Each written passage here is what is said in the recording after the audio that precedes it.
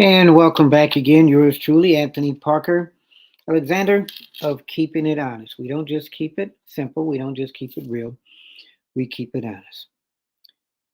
Thank you for watching. If you have any questions or comments, you can email yours truly as ParkerMan2011 at gmail.com, ParkerMan2011 at gmail.com.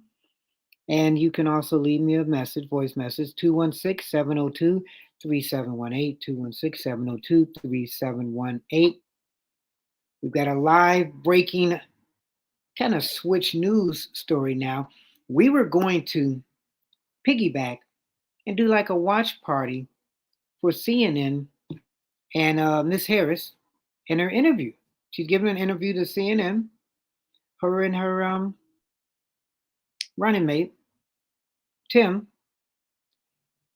And I was going to piggyback on there, but we can't do that until after it airs.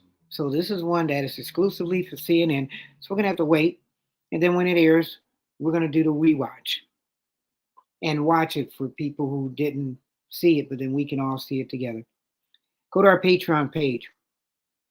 You type in patreon.com, and we have three tiers, and type in Keeping It Honest. And on there, you will see the three tiers where you can contribute to our show to help us out, kind of like a fundraising that PBS does. We thank you for helping us out. You see, we do a lot of work, and I appreciate the comments. I love the comments that you guys give me. I check it out on my phone constantly. And we thank you for supporting us, because if we wouldn't be here if it wasn't for you guys, as we're constantly growing. So we were going to do the CNN interview. And then I found out that Donald Trump has a town hall meeting. He is so good at doing these kind of things. So at the time of Ms. Harris's interview on CNN is also the time of Donald Trump's town hall meeting. And the twist is Tulsi Gabbard is going to be the one that's going to be moderating this. And recently she put her support for Trump. So would you rather watch Donald Trump, we've seen him, but in a town hall meeting, we've seen that not a lot of times, but with Tulsi Gabbard, or would you rather see the CNN interview that was already put together and it's not being done with Miss Harris by herself, but with the running mate? So I said to myself,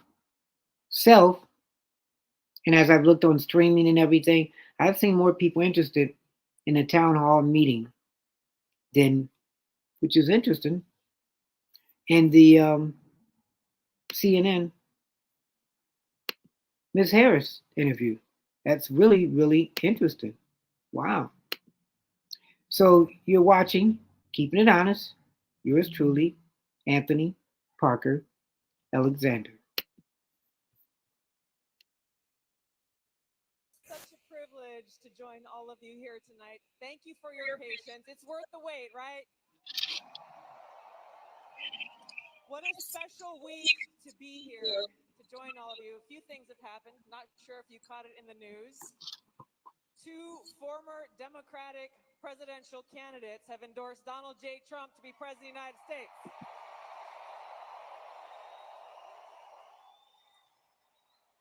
You might have heard of a guy named Bobby Kennedy Jr.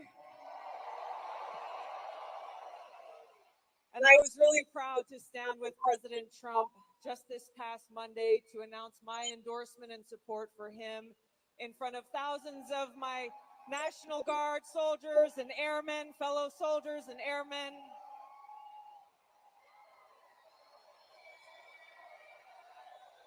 Because I am so excited about the opportunity that we have before us to stand together, not as Democrats and Republicans, but as proud Americans who love this great country.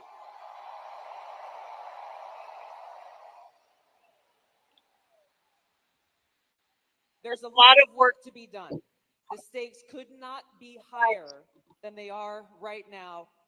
President Trump is going to talk about, and we'll have a conversation about why these stakes are so high and how he and he alone is the candidate to lead us toward that path of peace, prosperity, and freedom. Join me in welcoming the next president of the United States, President Donald J. Trump. So right now I cannot play the music because it is copyrighted. But to just give you information, Tulsi Gabbard, she ran for president 4 years ago, and she ran against Kamala Kamala Harris. So she has no love lost for her, which is interesting. She is one I would have loved if she was going to run and Donald Trump had to pick a running mate. I would have loved him to pick her. But wouldn't you love to see these two debated, Miss Harris and her? And the interesting thing is, as they're preparing for the debate between Trump and VP Harris, Gabby is the one that's practicing with Donald Trump to be Miss Harris. So, wow. So he's going to have a town hall meeting. He's going to take questions from the audience, and she's going to moderate. And she's been on people's shows and everything, Gabby. So this isn't too hard for her, which is really good. So you're watching Donald Trump, Tassie Gabbard. They hosted a town hall meeting in Wisconsin. We're trying to see if the music is over with. Let's see. Not yet. So would you rather watch this or would you rather watch the, I guess, ready-made interview of CNN with Miss Harris? We're always looking at Trump. He's always recreating himself. He's over here doing counter programming. So I'm wondering which one's going to be watched more. And the interesting thing is, people were talking about Miss Harris not having interviews. I've got one coming up that nobody ever talks about. And he's almost finished. You have any questions or comments? You know how to reach me. Parkerman2011 at gmail.com. Let's give it up for keeping it honest with Anthony Parker Alexander and Donald Trump.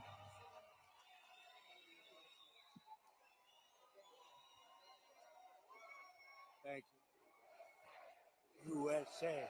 Mhm. USA.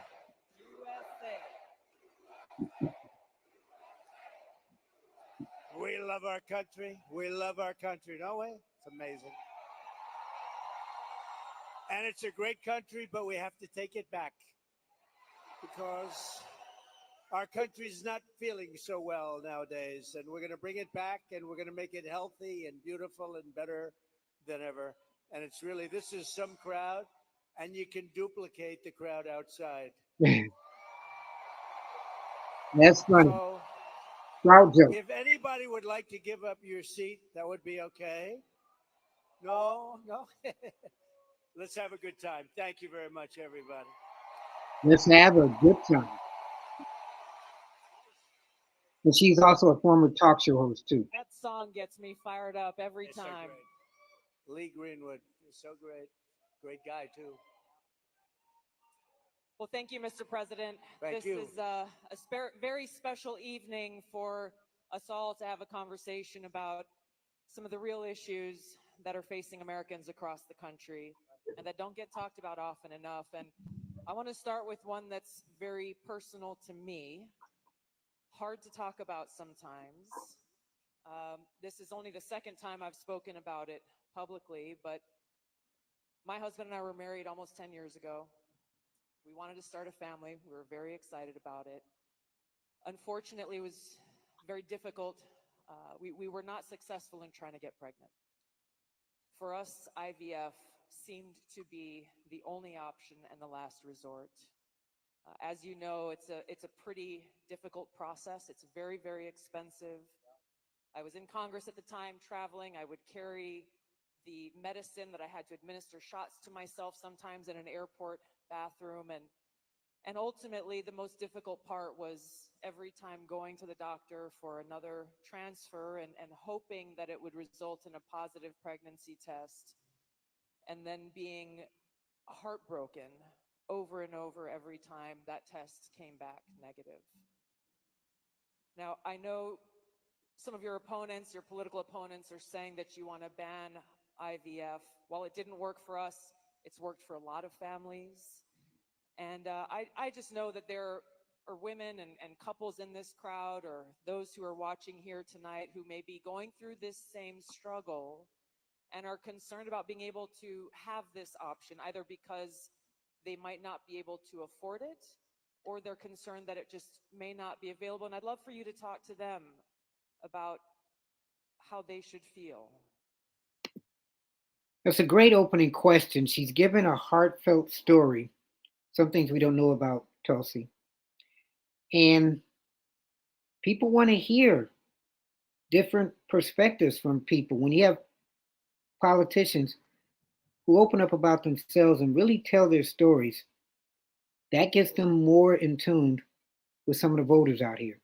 And as you can tell, a couple of weeks ago, Donald Trump was talking to somebody who was a drug addict. And he was talking to the drug addict, former drug addict, and asking questions that you never would have thought Donald Trump would have asked. So we're seeing a lot of different avenues from some of the people, Robert F. Kennedy Jr. to Tulsi Gabbard, who are talking to Donald Trump and getting him to open up views that we've never heard from him, just like this one. Well, thank you very much, Tulsi. And I didn't know about your situation. And it's tough stuff, right? Tough. Life is pretty tough. It can be beautiful, but it can be difficult. We are doing something with IVF because IVF, as you know, from friends, people you know, it's really worked out very well for a lot of people. It gave them a child when they would not have had a child. And I told my people I wanted to look at this a couple of weeks ago. And as you know, we have no taxes on a thing called tips. You know that? And I said, tell me, we did three things. We did that, and we did no tax for seniors on Social Security benefits. We want to have that. And I've been seeing a lot of IVF, and I kept hearing that I'm against it, and I'm actually very much for it. In fact, in Alabama, where the judge ruled against it, and I countered the judge and came out with a very strong statement for it. And the Alabama... You were very quick in your response to that. I was, but they were too. They were amazing. The legislature approved virtually my statement. I mean, full IVF, and it has really gone. It's terrific. And I said, so with the tips and with the Social Security, the no taxes on Social Security, I said maybe for IVF, and I've been looking at it, and what we're going to do is for people that are using IVF, which is fertilization, the government is going to pay for it, or we're going to get or mandate your insurance company to pay for it, which is going to be great. And let me know if that's a good thing. So is he doing something now that might want to get you to vote for him? And what is the difference between his stance and Ms. Harris's stance on this issue? We're going to do that. I can't tell you how life-changing that would be for so many families, because it costs a lot of money. A lot of people go into debt just for the hope of being able to start their own family. Well, it's big. And you know what? We want to produce babies in this country, right? We want to produce babies. So I think it's going to be something we sort of announced it a little bit. We were in a great place, Michigan. We all love Michigan, right? We're going to bring back the car industry, and we're going to get a lot of it back to Michigan. They've been taking our cars away. They've been taking our manufacturing away over years, over decades. And if you look at it today, it's a shell of what it was years ago, but we're going to bring it back. Mexico is right now building massive car factories, actually being financed and built by China. And they think they're going to sell their cars back into our country. It's not going to happen. That's not going to happen. Oh, listen to that. That is not going to happen. But so many things have gone wrong in the car industry. The union leadership has been horrible. I think I'm going to win by 85%, the union. So again, she asked about IVF. He's getting off topic. She's looking at her notes. Let's see if we can get him back on topic. But because we're bringing it back. And we're going to have electric cars, but we're going to have gasoline-powered cars, and we're going to have hybrids. We're going to have every kind of car. We're not going with just that. But I just felt that it would be a good place to announce it, and we did sort of the announcement there a little bit, and now we do the big announcement tonight in front of all of these television stations, all of the fake news, the fake. They're all over the place. They're all over the place. I don't know what's going on. We don't even know, I was saying, because we're doing this. And I finished and I figured I was going to come here and we're going to make a speech. I had a speech all set for you. I was ready. They said, sir, you're actually doing a town hall. I said, oh, nobody told me that. So he didn't know. I said, who's doing it? They said, Tulsi. I said, well, that's at least good news. I've been a fan of hers for a long time, I have to tell you. So the president, former president of the United States, thought he was just doing a speech. He didn't know till the last minute it was going to be a town hall meeting with Tulsi as the moderator. Come on, this guy's running for president. I don't know if I can believe that he didn't know, but here he is. So I didn't even know. I'm in the plane. And I'm looking over some material, and we're going to give you a hell of a speech tonight. We were set to give you one hell of a speech. They said, no, sir, it's a town hall. I said, why doesn't somebody tell me this stuff? And I don't even have any idea who we're doing it for. I don't know. Is it for a network or what? I see a lot of television all over the place, so maybe it's on all of them. But I did get to see the strangest thing today. So that's when you say, if the people didn't give you stuff, you're fired.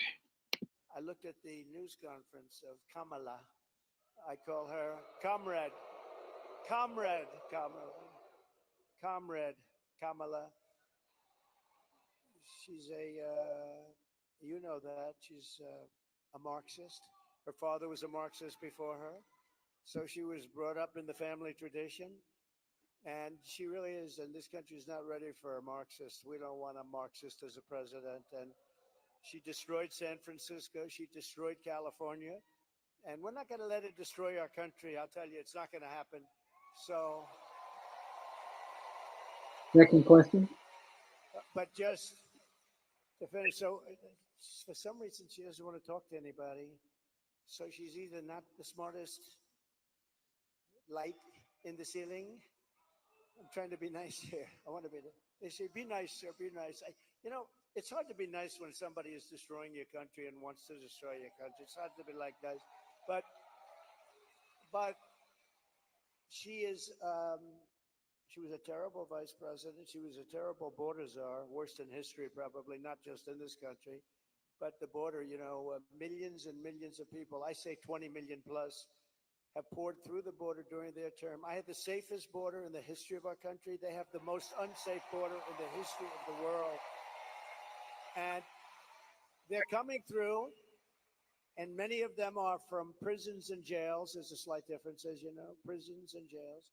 Many are from mental institutions and insane asylums, and many are terrorists, and they're pouring into our country at a level. I don't know if you saw the news today, Tulsi. They had a group of a lot of them, Venezuelan people with lots of machine guns taking over a building someplace. I'm looking, I'm saying, where is that?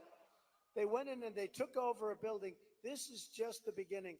They're taking their criminals from all over the world, not just South America, not just Venezuela, which you've been reading about, all over the world. They're taking their criminals and they're dumping them into the United States. Kamala is allowing it to happen. And they actually want to give them papers. They want to make them citizens, and they want to give them your Social Security. So I don't know if all that is true or not, but like Cliff Notes, check it out. And I know he says insane asylum. So how are these people getting out of insane asylums and coming to America? It's one of my questions. You want to give them your Medicare, and your Social Security will collapse under her. I'm the one that's going to protect the Social Security. But they're coming. I will totally protect, as I did for 4 years. And there was no age increase. There was no anything. We're going to protect. They destroy you with inflation, and then they want to destroy your Social Security. It's not going to happen. But this is going to be the most important election in the history of our country. So I just want to say that it's an honor to be with you tonight. it's a forum that's very different because I have no idea who the hell is broadcasting it. And she's standing up now so she can finish this so she can go into the next question. I wanted to see if she's going to ask more questions of herself or go to the people. But all we'll do is we'll talk because we're friends. I love this state. I gave them Marinette. We gave them a very big, Tulsi, we have a ship contract. And as you know, we gave Marinette yards, but we gave them a tremendous contract. They wanted it all over the country. I said, we're going to get it for Wisconsin, and it's a big one. And they're doing a great job, I understand. So we got that. And we're going to have a good time tonight. So let's go. Mr. So finally, that was a long opening for one question, but hopefully we can get more questions answered and he doesn't sway off topic. President, you talked about immigration. We actually have Amber here who's quite concerned about that, and she's got a question for you.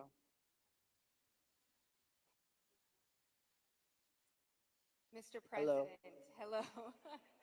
My name is Amber, and I'm from Cameron, Wisconsin. I have 3 beautiful children, and I'm torn on who to support. My youngest daughter is here tonight. My oldest son is 18, and he just started trade school this week. Very proud of him. My concern is that illegal immigration is threatening opportunities for my children. I worry that it's taking away jobs from Americans. I'm wondering, what will you do about that? So again, are immigrants really taking away jobs from Americans? Is that really a big issue? That's great. I think I'll stand up and. Do you mind if I turn around? Thank you, Amber, very much. And you're right. I'll tell you, we have the people that I'm talking about. They're pouring in at levels never seen before. They're coming in by millions and millions, and a lot of them are taking the jobs for the black population, the Hispanic population, and unions are going to be very badly affected because, and I was talking to some of the union heads who I actually do get along with, but they're very concerned about it because the jobs that are, the people that are coming in are just taken. And it's going to start with the black population. African Americans are losing their jobs. And I don't know if you heard the latest statistic that of the jobs that these people created, which is very little, every single job was taken, about 107% was taken by illegal immigrants. So listen to that, 107%.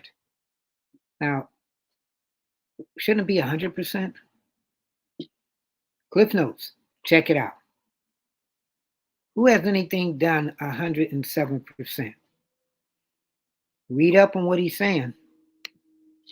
There's been no job creation from them. The jobs were filled by illegal immigrants. With all of that being said, I want to give you a very positive answer. We're going to win this election. We're going to turn this country around. We're going to become an unbelievable growth country. And your boy is going to have the greatest job. And you want to have a lot of choice with jobs. You know, you want them to go up and they get up and they, it's hard to believe I have that the way I get treated. But I look forward to every day because we're going to make America great again. So I really do. I look forward to it. Right.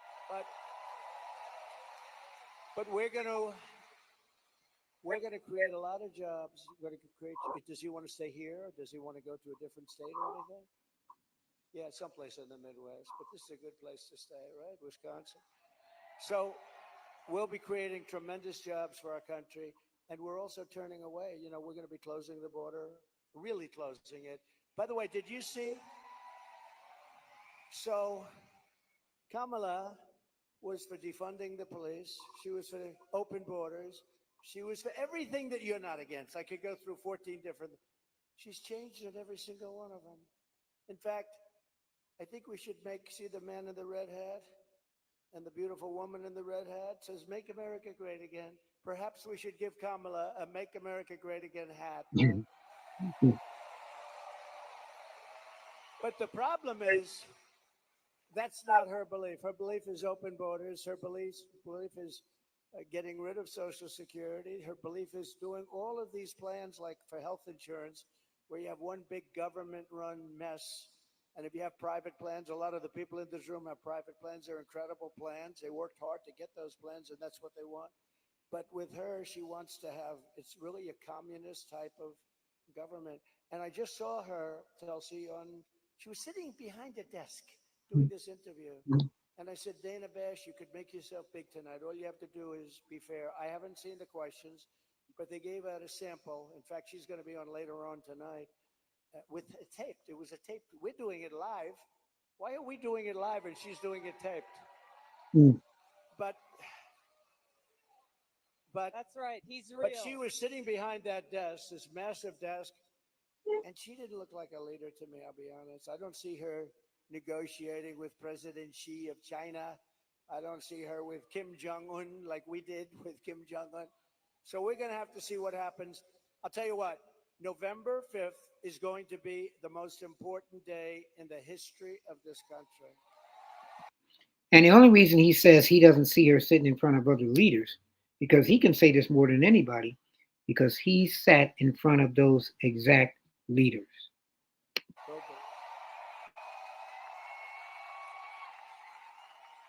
Mr. President, there are a lot of people who want to feel hopeful about our future. I want to introduce you to Luke, who is one of those people.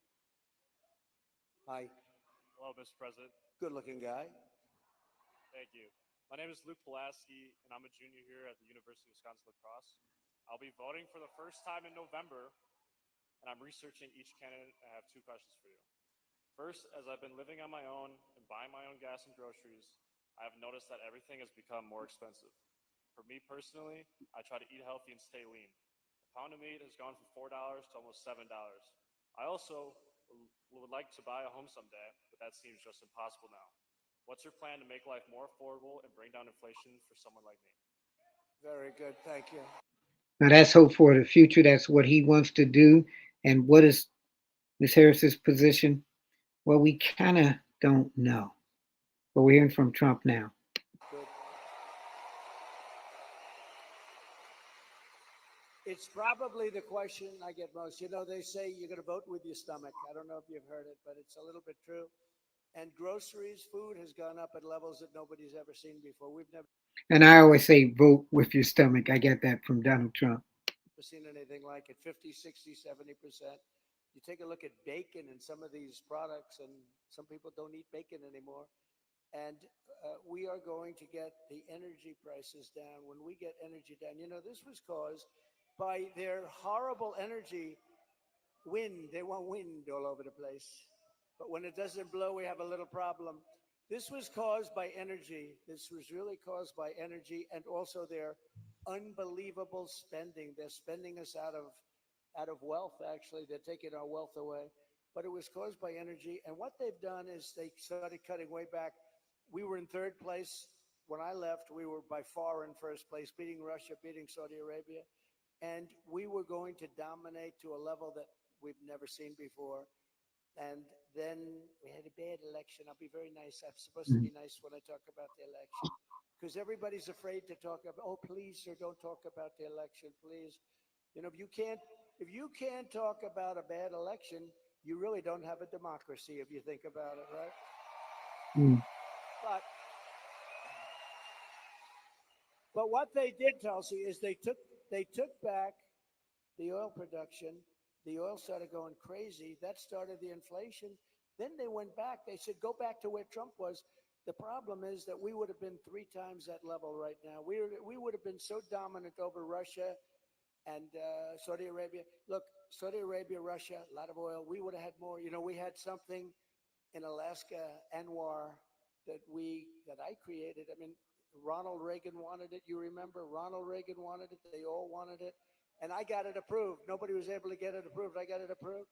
And the first week in office, they turned it back. They said, no, it's the biggest site possibly in the world. Could be bigger than Saudi Arabia.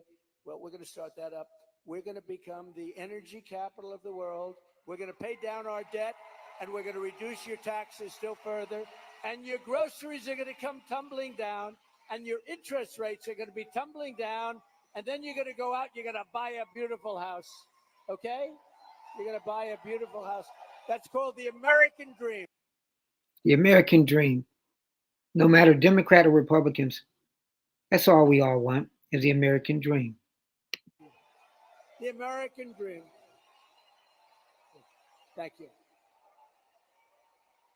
Mr. President, I want to ask you a question about national security, but first I think it's important to point out what Luke is talking about: the cost of groceries, the cost of gas, the cost of housing, mortgages, rent, everything has gone up. Kamala Harris's plan that she's announced is government price controls. And I think it's important to touch on, you just laid out your plan. What's going to happen if Kamala Harris institutes price controls? So that's a communist plan. It's never worked. And it's been tried by others. Believe it or not, Richard Nixon tried it. A lot of people tried it. It's been tried many times, and it always leads to the same failure. Tremendous inflation, lack of product. You don't have anything. The stores are not stocked. It has never worked. It's called control. They want And he's right. It has been tried before. Read up on that, and it literally has never worked. control. And, it's been so often. And everybody that comes in, they say it. It sort of sounds great. We're going to go price control. Actually, when she announced it, she got absolutely slaughtered by even Democrats because it doesn't work. It's a known loser. So now she doesn't talk about it. You notice she doesn't talk about climate change anymore? She's not talking about it. You know why? Because people don't want to hear it. They want to live a good life. They want to live a life. They don't want to stop your industry with climate change. They used to call it different things, global warming. Remember, that wasn't working because it was getting a little bit cooler. So they said, what are we going to do? We'll call it global cooling. No. So they came up with the words climate change because that takes care of everything. It's climate change. The climate's changing, but according to them, we're all going to be gone in about, what do we have, 3 years left? They had 12 years, remember? So in about 3 years, let me tell you, we do have a problem, though. It's climate change, but a different kind of climate change. It's called nuclear global warming. We can say that's global warming. Mm. And if we don't have a smart president, you have 5 nations now with pretty massive nuclear power. Some have very massive, including us and Russia.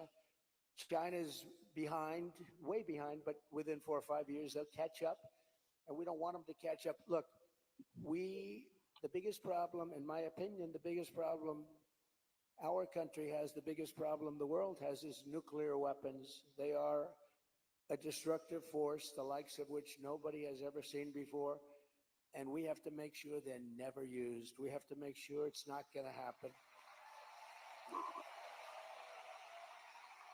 You're exactly right. You brought up Ronald Reagan already. Ronald Reagan famously said, a nuclear war can never be won and should never be fought. Mm. And I think it's interesting you talked about climate change, Mr. President. The Democrats and Kamala Harris, they were quick to talk about how climate change is an existential threat. But what they're not talking about is the existential threat of nuclear war and World War III, which is exactly where we sit today because of the warmongers and their puppets, Joe Biden and Kamala Harris. And they don't want to talk about it because the consequence of where they have taken all of us as the American people and the world is economic hardship around the world, a destruction of our economic well-being, and an annihilation of humanity, our families, our kids, our communities around the world. There was a recent poll that YouGov did that pointed out over 60% of Americans feel that World War III and nuclear war is going to happen within 5 to 10 years. And Within 5 to 10 years, they think there will be a nuclear war. Wow. Nobody's talking about that. I'd love to hear the Democratic side as far as if they feel that same way. You're watching Keeping It Honest. Yours truly, Anthony Parker Alexander. And when I heard that, I felt so sad because they're at a point where they feel like this outcome, the annihilation of the world, is inevitable. So I wanted to ask you about this because it's important that people understand what kind of leadership you bring, what you will do to stop this slide towards nuclear war and World War III so that we can feel hopeful again. Well, thank you. So Viktor Orban, a very strong leader from Hungary, Prime Minister of Hungary. They asked him recently about what's the problem in the world. A few years ago, during my time, we didn't have Israel being attacked. We didn't have Russia attacking Ukraine. And they asked him, why is it so bad now? The Middle East is on fire. So many places are on fire, and there are plenty places that could very well and very quickly catch on. What's the problem? He said, you have to bring Trump back as president of the United States. You will have no problem. He single-handedly kept things, and it's true. And I could do it with telephone calls by being smart, but literally he said, you have to bring Trump back. Now, he used a term I wouldn't use. He said everybody was afraid of Trump. You know who was afraid of Trump? They said China was afraid of Trump. Russia was afraid of Trump. They were all, and I don't want to say that. I will say this. They respected me and they respected our nation. They don't respect our nation anymore. They don't respect our nation anymore. Think of it. What would the world be like if Russia didn't do what they did, and they would have never done it? I used to speak to Putin about it. I had a very good relationship. No chance. You know what happened, I think, Afghanistan, when he saw the horrible leadership that we displayed in Afghanistan, I think he said, wow, this is a time to go in, because I wasn't there. He would have never done it if I was president, and Israel would have never been attacked. Think of it. What would this world be like? You wouldn't have had that disaster. And it wasn't leaving Afghanistan. And they should have kept Bagram. That's the big air base. It's 1 hour away from where China makes its nuclear weapons. They didn't keep it. You know who occupies it now, Tulsi? China occupies it. So we have, if you have the right president, and we don't right now, do we even have a president? He just came in. Think of it. He just came in from wherever the hell he went. You know, there was a coup. He just Yeah, where is the president and who is the president of the United States? doesn't know it yet. Mhm. But there was a coup. How about that? He got 14. I'm not a fan of his. He was the worst president. But You're not? but think of this. He got 14 million votes. She was the first one to leave, you know. Kamala was the first one to quit. She never made it to the first state in the primaries, which was Iowa. Never even came close. Other people did, but she never even came close. And all of a sudden, she was picked, and she's now running for president. And look, it just started, really. It just really started. The polls have us up here. We're up in states, but it's close. Mhm. It's close. It's close, and you know they cheat like hell, so we don't want to have it too close. But we have to win this. We're not going to have a country. But with him, I was so far up. We had a thing called. How did he do in the debate? Did you think he did well? Not too good. You guys know how. No, they wanted to have a debate. I said, okay, it's a little bit early, isn't it? I was trying to talk them out. I said, well, it's a little early for a debate, right? And they said, well, I think we'd like to do it. And that was not a good debate for them. That was not a good debate. So that was the beginning of the end for him. And they started looking. But they picked a woman that had absolutely no votes. She got no votes. And now she's running. So when you say threat to democracy, they are a threat to democracy. I'm not a threat to democracy. Some people think I'm both not a guys threat. are Thank you. Democrat and Republican. Mr. President, crime and the rise of crime is on the minds of a lot of people. I want to call on Danielle here, um, who has a question for you. Hi, Daniel.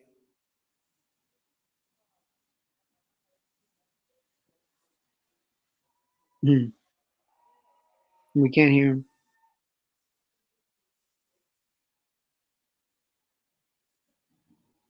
Well, you need, yeah, Yeah, I you wish get we a could lot have of heard the those question. questions from Minnesota, but you get a lot of those questions because Minnesota, I mean, they picked this guy.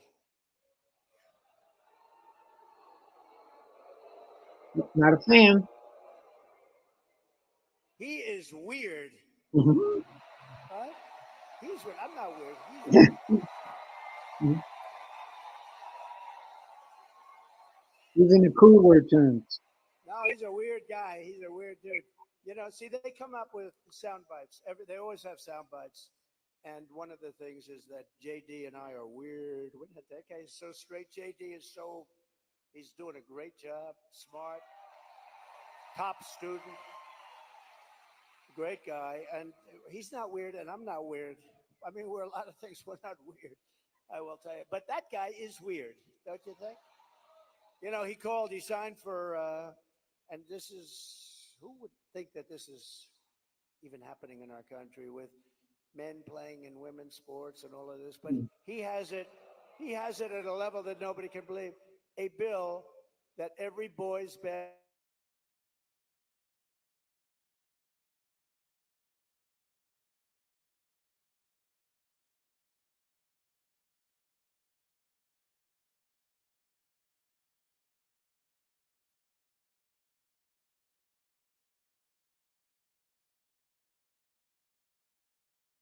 will have guy. They're not thinking this guy. But think of this. 6 states, Minnesota is one of them. If the baby is born, you're allowed to execute the baby after, think of that, after birth in Minnesota, you're allowed to execute. And you remember the former governor, not the current governor, who's terrific, Glenn Youngkin. We're going to win maybe Virginia. We could do that. But the former governor, and he said, you sit the mother down and the father down, you sit them down and you talk, and the baby is born and you make a decision what to do. Yeah. He meant, do you execute the baby after birth?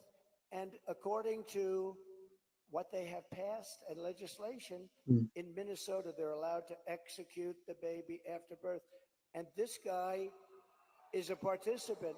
And that's why she picked him, because she is, in fact, a Marxist / communist. Remember, I'd say all the time, our country will never be socialist, right? We will not have a socialist. Well, I was right. Right. We skipped socialism. We went to communism. This woman has to be stopped. Mr. President, we have Okay. time for one final question. I don't know if we can get a mic to Bernardo. One more question. He's got an important question, given very soon we will be honoring the anniversary of September 11th and all of the lives that were lost on that tragic day and that tragic attack where we were attacked by radical Islamist terrorists. And Bernardo wanted to share his thoughts and had a question for you on this. Mr. President, my name is Bernardo. I'm a voter here in Wisconsin, live in the wonderful La Crosse County here. And I'm also a father of 8. I have 7 here with me.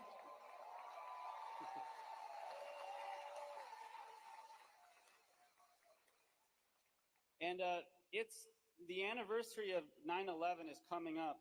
I'm concerned that we're more vulnerable now than ever. And we have a Democrat nominee who doesn't even want to say the words, says we shouldn't say the words, radical Islamic terror. Sounds like Trump. How are we going to protect America from a terrorist attack? First of all, it's a great question. And, you know, we have radical Islamists pouring into our country along with everybody else right now. They're coming in at levels that nobody's ever seen before. We kept them out. We had 1 year where Border Patrol put down, it was, I believe, 2019, where they, and I don't believe this, I don't believe it's right, but I'll take it. They said 0 came in 20, that was my term, 0. Now we have thousands. I'd like to say that was true. It's probably not, because I can't imagine that. But we were very tough on that.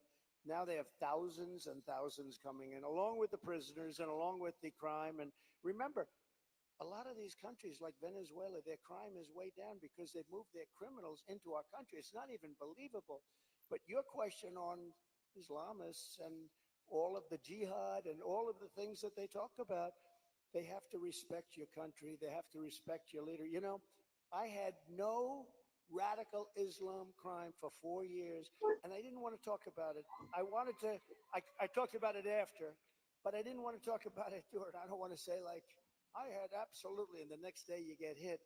But we had none, 4 years of it, because they respected your president, they respected your country, and we have to bring back that level of respect, and we're going to do it. We're going to do it. And we're not letting the wrong people into our country. Okay, thank you very much. Great question. Thank you, Mr. President. I know you have run out of time here, but thank you for having this conversation with the people of Wisconsin and people across the country who are watching and concerned about these very same issues. Thank you, Mr. President. Thank you everyone much. for being here. Thank you, everybody. Vote. All right, vote, Vote. vote. Thank you, everybody, very much. Hey, what did you think of that? Did you learn something? Donald Trump, Tulsi Gabbard, doing a town hall meeting. How many questions were there? Probably less than 10. Did you learn something from that? And what you heard him say, make sure you also read up on Ms. Harris's policy. So that way you'll know. Keeping it honest, keeping it balanced. If you have any questions or comments, you can email yours truly as parkerman2011@gmail.com, parkerman2011@gmail.com. Voice me, text me, 216-702-3718, 216-702-3718. So how many people watched that compared to watching the interview with Ms. Harris and her VP pick nominee, Mr. Waltz? We're going to do an analysis of that show too. We couldn't do it now. It seems like more people were willing to watch this town hall than were willing to watch the CNN thing, which to me shows you people don't like prepackaged things. Get out there and vote. Every vote counts. Prayerfully, when you get out there and vote and the tally's in, the person that's supposed to win will win. We're going to do again an analysis of the CNN interview, and we'll look at it together, and then we'll have our viewpoints on it. So stay tuned for that. We have shorts, 5-second shorts. We have 5.5-hour videos. Okay, we have some long ones sometimes, but we have all kind of topics. And we thank you. Hit the like button, hit the share button, hit the subscribe button. Okay. I'm Anthony Parker Alexander. We don't just keep it real. We don't just keep it simple. We keep it honest. We'll talk again soon. God bless.